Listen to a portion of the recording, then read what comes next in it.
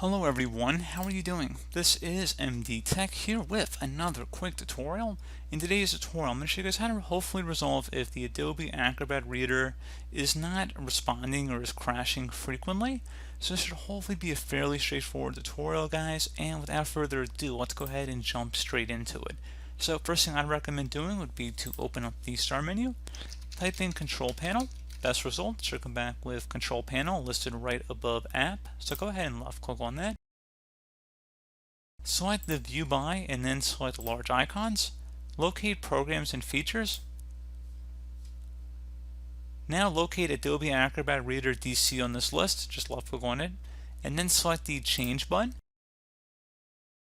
Select where it says Repair Installation Errors in the program. This option fixes missing or corrupt files, shortcuts, and registry entries. Select Next.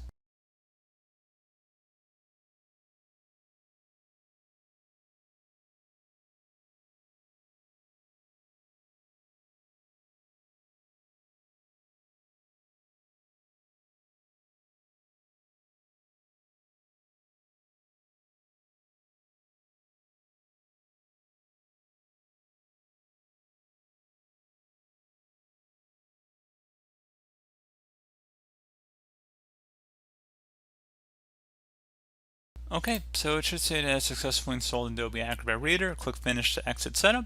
Select Finish. I would suggest restarting your computer just to be safe, and then hopefully your issue should have been resolved. So as always, thank you guys for watching this brief tutorial. Do hope that I was able to help you out, and I do look forward to catching you all in the next tutorial. Goodbye.